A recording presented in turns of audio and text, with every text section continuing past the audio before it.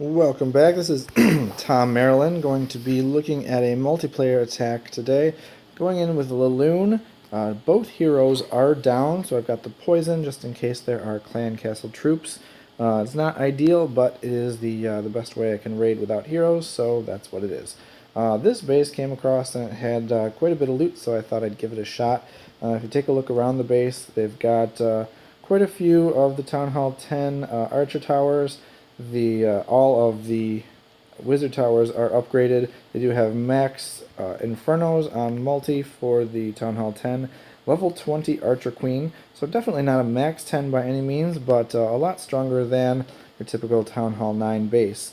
But I wanted to get that loot, and it looks like he was not in a clan, so that definitely helps out with the clan castle troops. I didn't realize that at the time when I went in, but I thought I'd give it a shot either way. So I'll take a look at my plan here. The sweepers are at the bottom and the top of the base, so going to be either coming in from the bottom or the top. I wanted to get to the Archer Queen as soon as I could, so I went in through the bottom. So I went ahead and I zapped this top right air defense here. So that gives me a pathing coming in from the bottom right, and I'm going to loop around clockwise. Now if you take a look at where the defenses on the external ring are placed, it looks very, very good. This is actually one of the things that helped get this attack be successful. Each of the defenses are about the same distance from the outer area that I can put troops.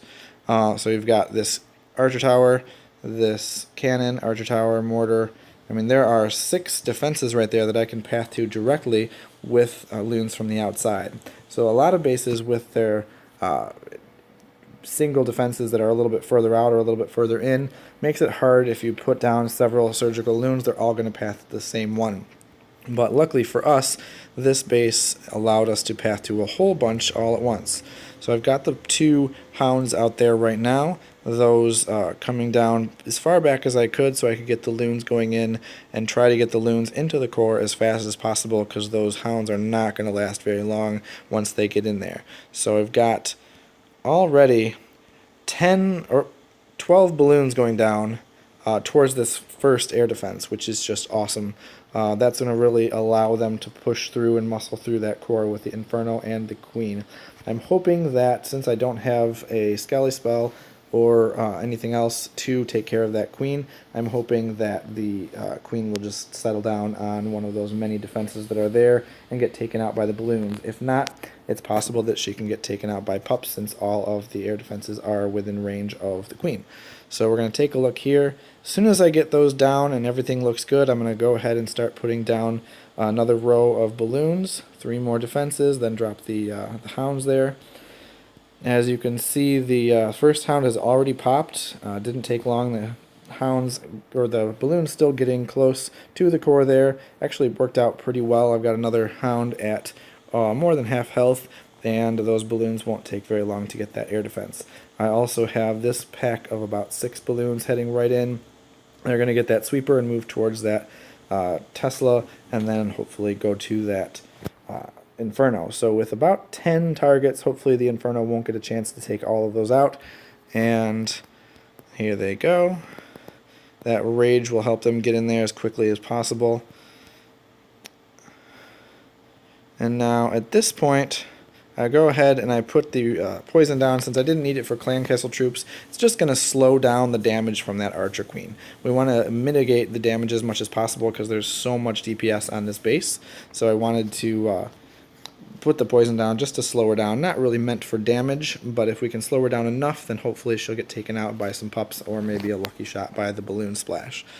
So I've got 6 balloons left for the back end cleanup, and then I have 1 more rage. We're going to use that rage in a second here to try to get further into the core right there. Hopefully take those last few balloons, get those to that last Inferno. Once we get the Inferno down, then a lot of the problems in this base are gone.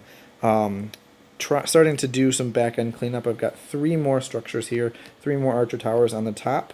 I'm just going to go ahead and drop 2 balloons on each of those. Since they're pathing directly there, even if there's nothing to tank for them, they'll still make it and be able to take those defenses out eventually.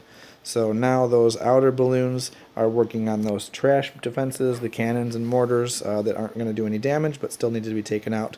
Got 1 hound left, tiniest sliver of health, and then those pups are able to take care of the rest of the queen. Pretty close, but was able to get it done.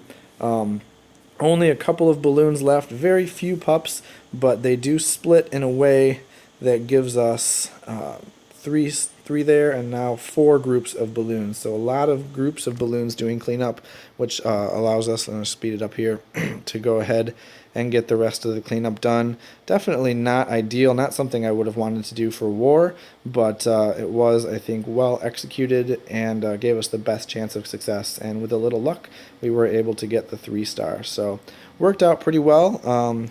Like I said, not something I would want to do for war, but it does show you the power of the Queen Papa Laloon and how great the attack is, even against a pretty strong Town Hall 10. So thanks for watching, and don't forget to like and subscribe. Thanks.